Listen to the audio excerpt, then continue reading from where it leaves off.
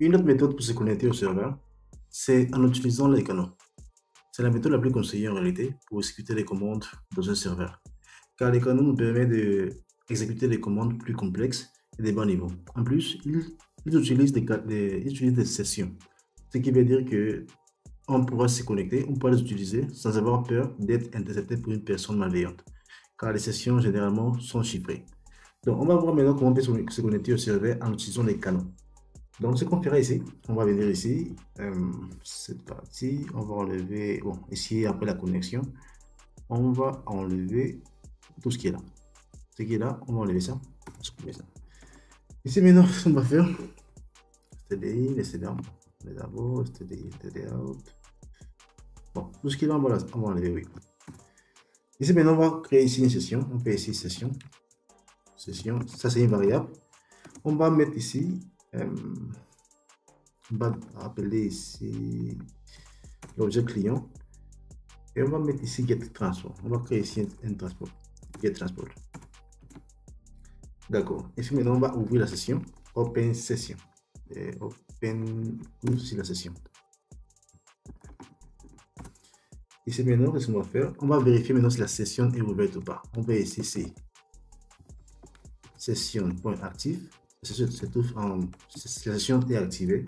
On va maintenant envoyer la commande. On fait ici session .exec commande.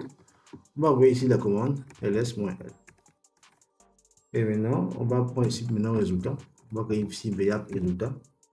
Et résultat, ce qui est ici, résultat est égal à session. Voilà. Et bon, on va mettre ici le nom de caractère qu'on veut recevoir. 1024. Maintenant, on va aussi mettre ici un décode pour le convertir sur des caractères. Maintenant, en dernier ici, on va afficher print. On va afficher ici les résultats. Et bon, c'est bon pour le moment. C'est-à-dire, on crée ici une session on crée ici une variable qui va recevoir la session en question. On va ouvrir la session ici. Après, on vérifie si la session est activée. Après d'avoir vérifié si la session est activée, si c'est le cas, on va envoyer la commande ls-l pour vérifier ce qui est dans le répertoire.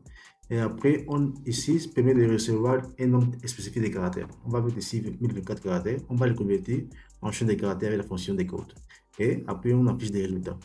On va voir si cette script fonctionne. On fait ici CTRL-J pour ouvrir le terminal. On fait ici Python main.py. Et on demande ici les mots de passe. Je vais mettre ici les mots de passe.